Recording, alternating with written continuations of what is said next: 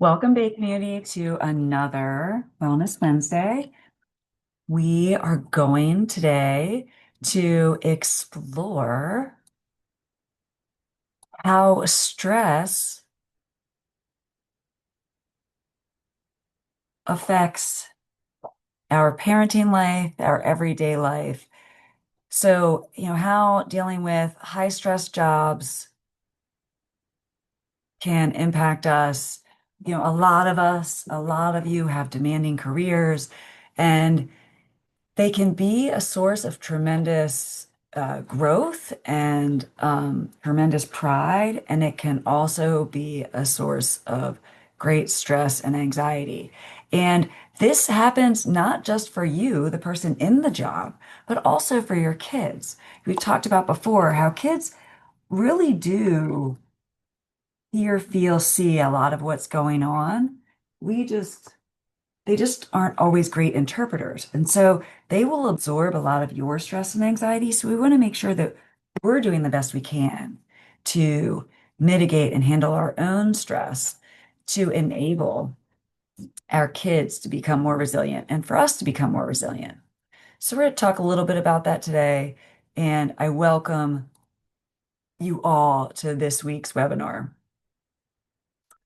So I loved this quote because stress is not what happens to you, it's how you react to it, right? So this is not unlike every other emotion. When people say, "Oh, I need to control my anger," it's not that you need to control your anger. It's you need to control how you react to the anger because the anger is going to come. The jealousy, the sadness, all the emotions are going to come, and that's okay. That's a chemical reaction to your environment. What you have control over, though, is how you react to those emotions. And stress is no different. Sorry for that loud noise. Bentley is on the move. So, how does stress show up for us? Well, in a lot of different ways, right? First, let's start with some recognition. Stress doesn't always shout, sometimes it whispers. It may show up as a short temper or disconnection or your sleep patterns changing or feeling fatigued. It may show up as eating more or less. So think about how stress shows up for you in your body, mind, and in your relationships. What does stress look like at home versus at work?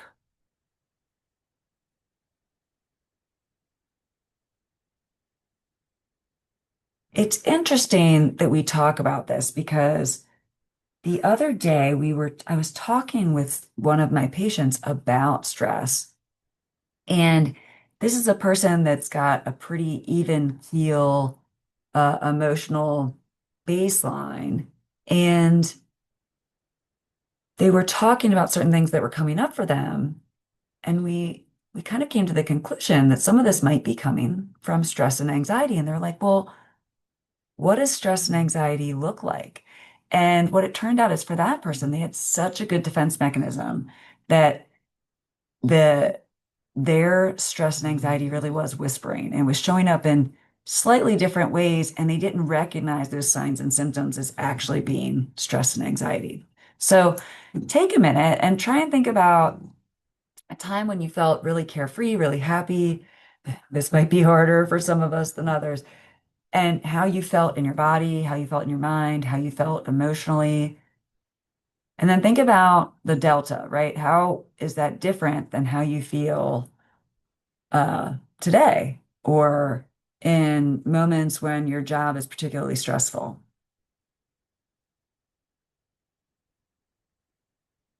So, one thing I want to make clear, and this is something in mental health we are constantly talking about, having to remind people, it's not just in your head, right?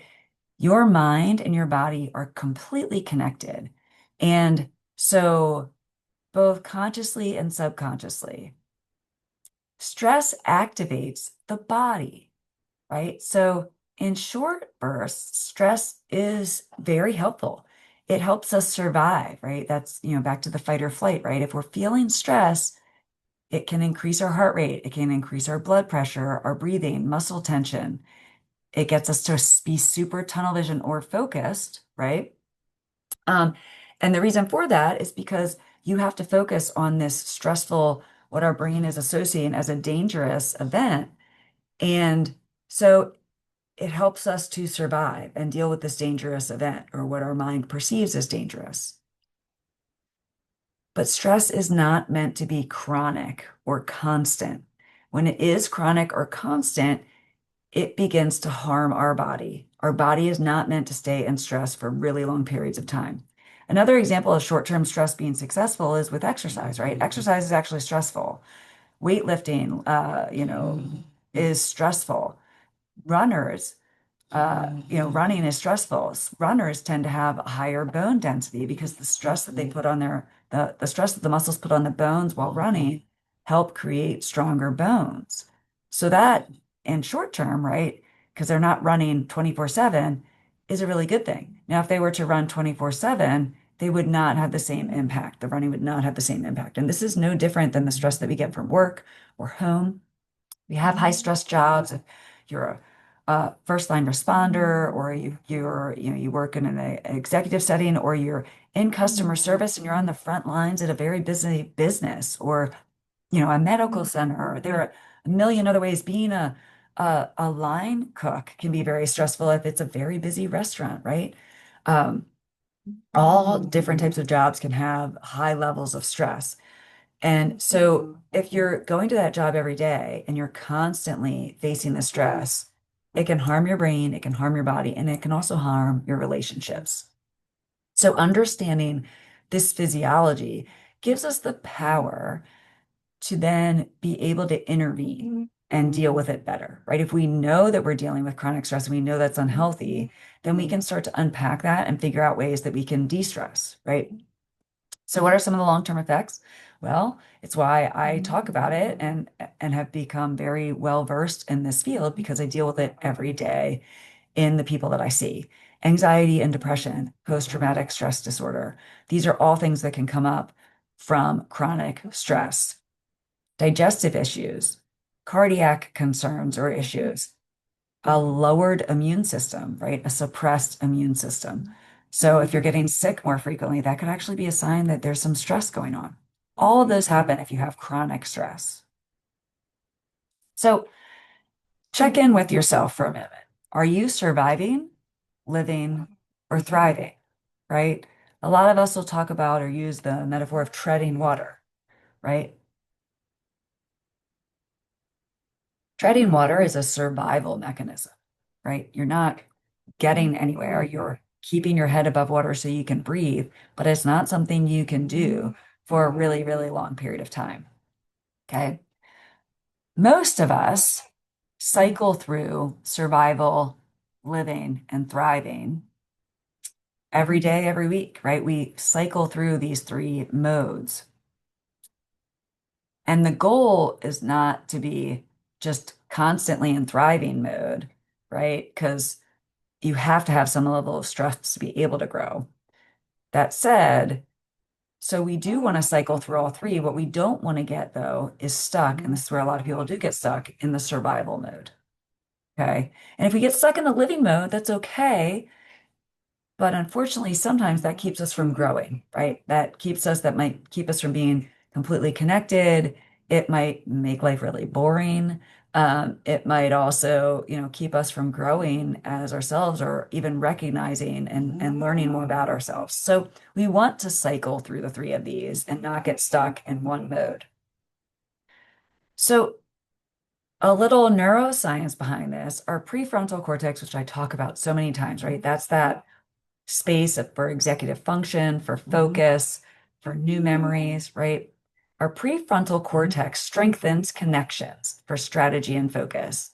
And you can create measurable neurological changes that support your parenting ability when you cycle through these three versus staying chronically in one. Okay.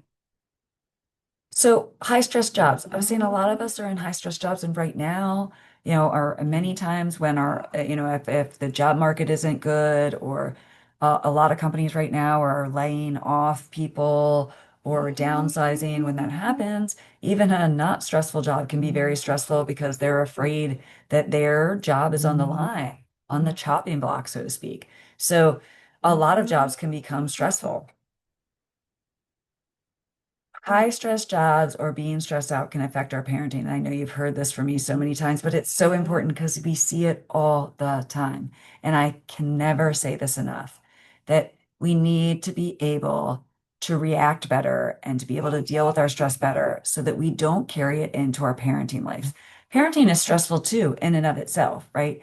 You never stop being a parent. And the parenting problems and issues don't necessarily go away, they just change over time, right? First law of thermodynamics, right? Nothing goes away, it just changes.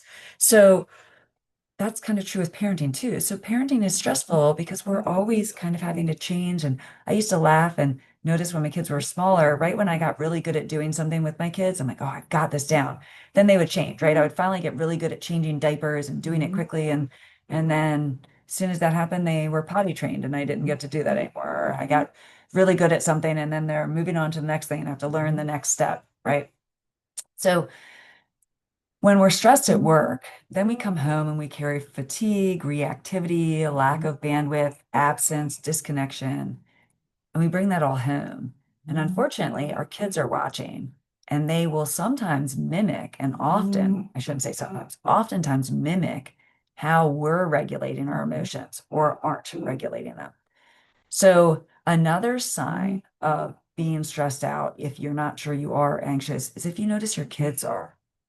When I do counseling with kids, when a parent brings them in and says, "Oh, I don't know what's going on. My kid's so stressed. They're so anxious." And oftentimes I spend a significant amount of time with the parent. And sometimes it's the other parent, but usually at least one of the parents is very anxious as well. And so if you don't want your kids to be anxious, you need to work on your own emotional regulation first, and that will help your child tremendously. So there's an opportunity here, right? If you want your child to grow up with better emotional regulation, you first got to work on it yourself. Uh, what we can also see in terms of like that parallel from a high stress job and bringing it home is kids that are really stressed out about school. They feel they're in a high stress school environment, very competitive.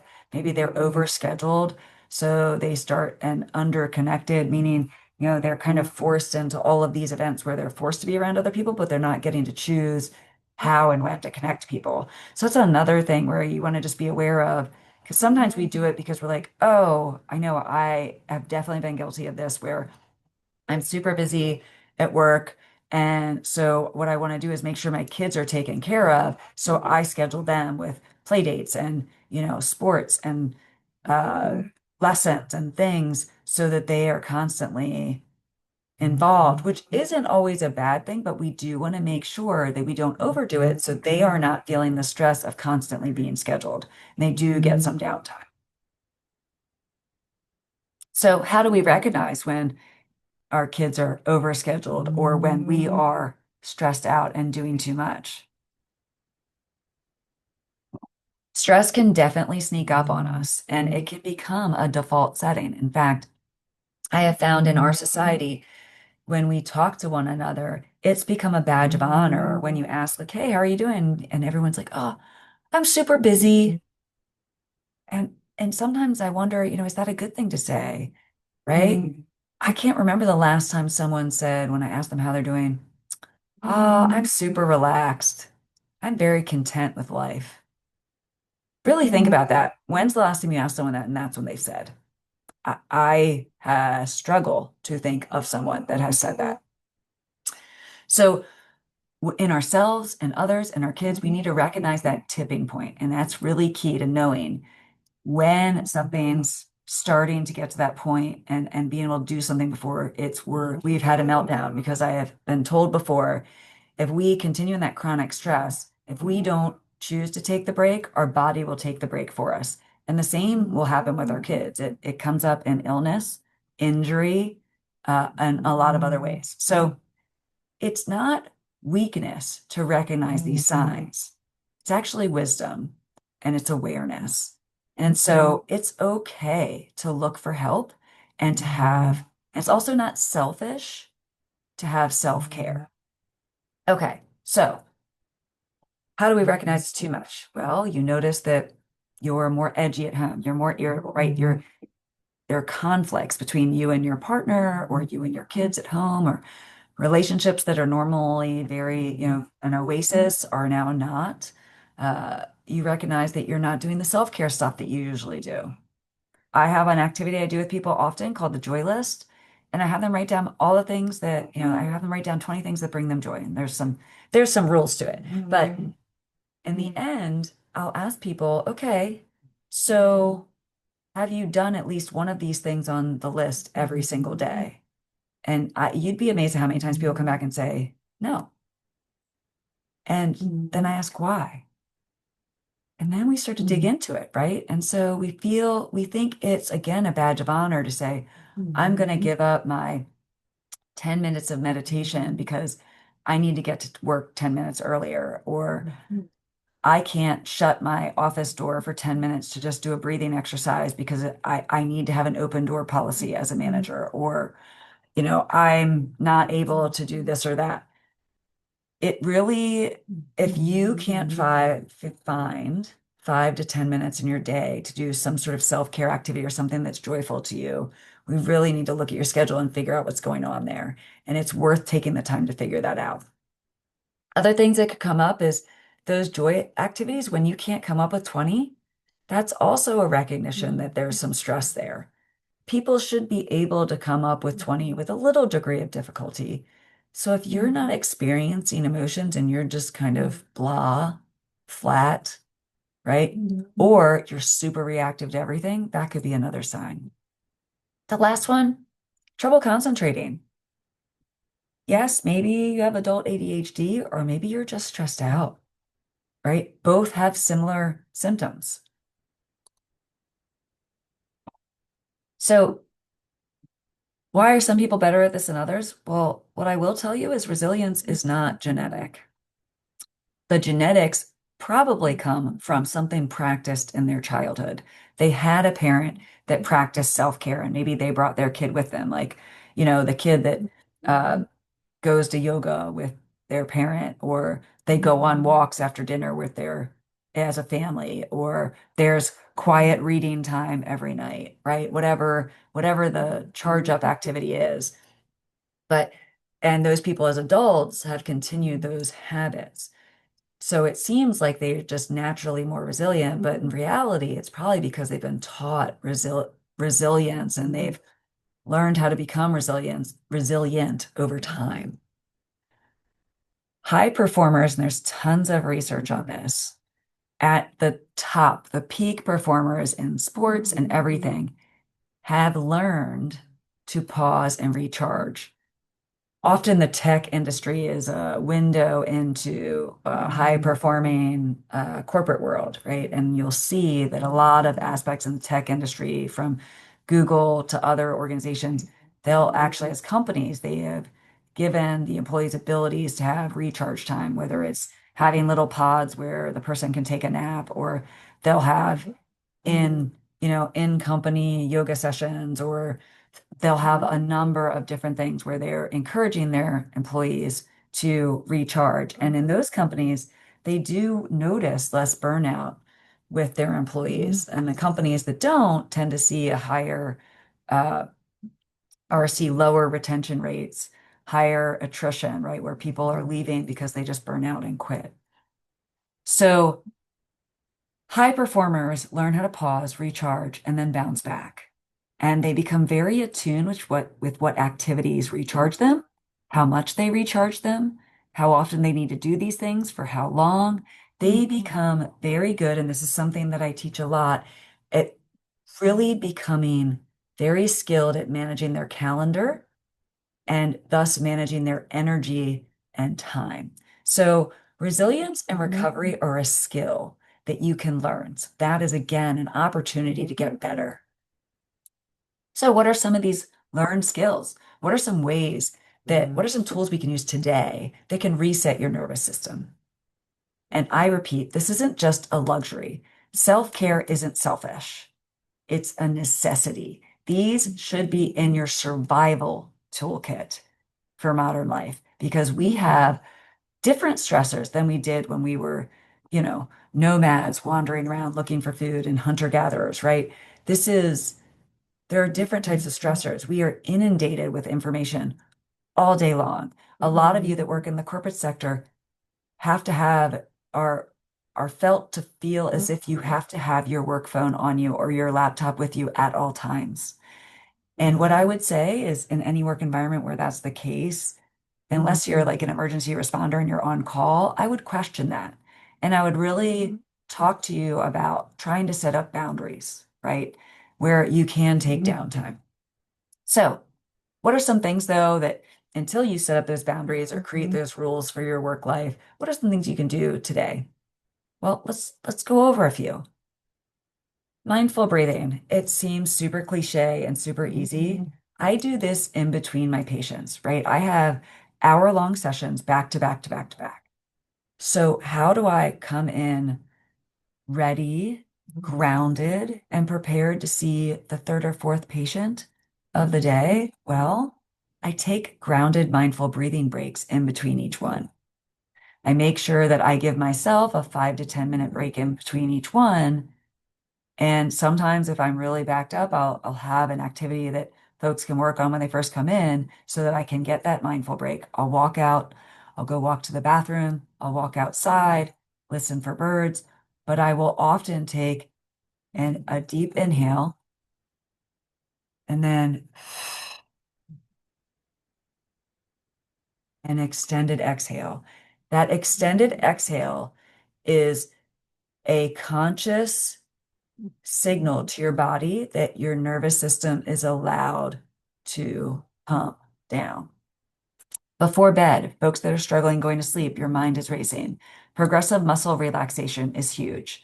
This is where you can lie down in bed, and what you do is you do a full body scan starting at the tips of your toes, and you eventually get all the way up to the top of your head. And you can clench your toes for 3 seconds and then consciously breathe out and relax. And you go all the way up your body, calves, thighs, you know, hips, abdomen, chest, shoulders, hands, neck, face. You just really tense all those muscles for 3 seconds and then relax. And by doing that, you'll recognize that you are holding tension in a part of your body you didn't realize. Because when you really focus on tensing up and then when you relax, you're like, oh wow, I was not here before. I must have been holding tension. And a lot of times we hold tension in our face or in our shoulders, in our backs even. So progressive muscle relaxation can be a great one right before bed. I tell people to kind of, as you relax, as you breathe out, feel your body just kind of melting into the bed. And that visualization also helps your body really allow yourself to let go. Journaling or a mental download. This is great at the end of the day. You can do this right after work. This can be something you do before you go inside. Sometimes people feel like they can't stop work because there are things that they know they need to do and they get nervous they'll forget to do them or they have to do them after the kids go to bed or what have you. Well, at the end of your normal workday, if you take an extra 5 or 10 minutes just to do your mental download, right? What are all the things that you did today what are the actions that you have to get done either later that night or the next day at work? Write them all down. Make your list. Okay. If it's just a mental download, maybe you're in research or you're an idea generator for where you work. You want to journal all these ideas you have. You don't want to forget them. Some people keep journals by their bed. So journaling can be great before bed if you just have a lot of thoughts in your head, to-do list, whatever the case may be. This doesn't have to be a Dear Diary. It can just be like, I have all these things that I want to get done at some point. And until you write them down, the act of writing them down allows your brain to feel like you're letting it go. And you're like, okay, I've got it down. It's going to get taken care of. So by doing that mental download, it's another way to allow your body to tell your body you're allowed to let go. We talked about movement, right? Any type of exercise, and you need to be careful with this when you're trying to bring your nervous system down. Doing high intense exercise may not do that. So you want to do your super intense exercise maybe several hours before bed. I know I found this when I'm doing intense exercise. Maybe I'm playing a game, a field sport where I'm running around sprinting constantly. I come home and it's 9:30 at night. It takes me a long time to come down, right? The exercise is still great for me, and eventually it'll allow my body to relax more. But truly, it's better for me to do that type of intense exercise several hours before bed. If it's closer to bedtime, you want to do something a little bit more relaxing. Yoga nidra is a great one. Um, a gentle dance movement, tai chi, or walks, right? All of those types are stretching.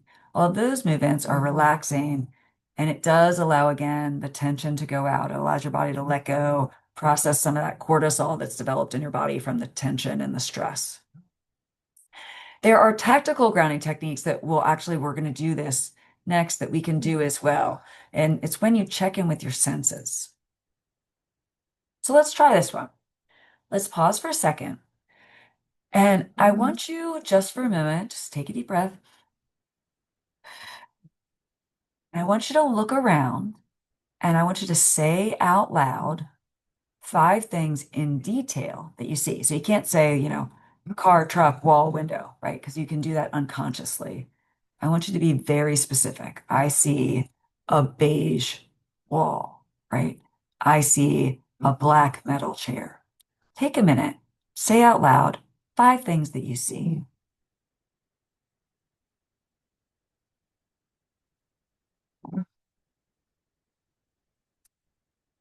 Good. Now I want you to say out loud 4 things that you feel. Now, this can be tactile feeling, like it can be temperature feeling. So you could say, I feel the breeze, go across my neck, or I feel the sun on the side of my face. Maybe I feel my wool sweater on my skin. Maybe I feel the warmth of the air coming through the vent, right?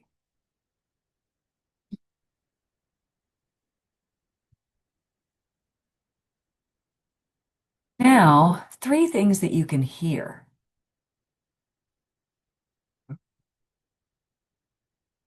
I can hear Bentley snoring, which is a usual sound in my world. Good. Now, 2 things that you can smell. This one becomes tougher, and you might actually just first take a deep breath in. And as if you were a elite chef tasting something and trying to figure out the ingredients, just take a deep breath in and see if you can parse out any smells in your environment. And if not, maybe you have to grab something. It can even be something like a pencil. Smell how the eraser part of the pencil smells different than the rest of the pencil, or maybe you have a piece of food or coffee nearby.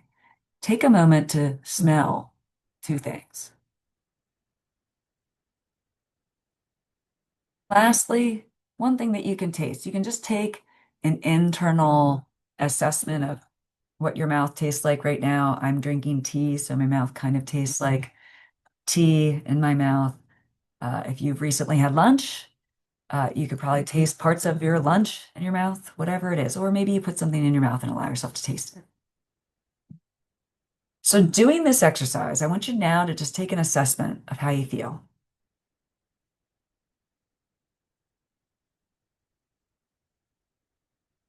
Just doing this exercise for 2 minutes can lower your blood pressure because what it's doing is it's taking your brain out of all the fortune telling it's trying to do and the predicting and the worrying and the all the things and paying attention to all this extra stuff and it brings it back to the moment, to the now. All you're focusing on are those senses. So it's no longer worried about whatever threat is outside of the absolute moment you're in. So I use this one. This is a great one for folks that struggle with panic or know someone that struggles with panic or extreme anxiety.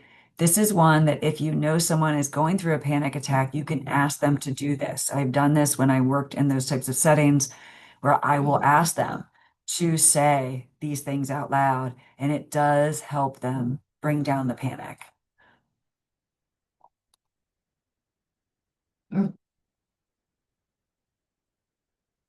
So I just want to remind you that mindfulness changes the brain.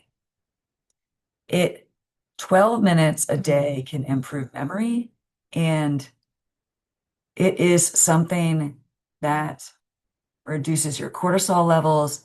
Doing these stress relievers will help increase and recharge you. Okay. It it allows us to be able to endure this stress more. So if you have a stressful job, right? If you have a stressful job that you're working through, that you have to go to, right? It's your profession, it's your job. Then what will be really important for you is how you can build in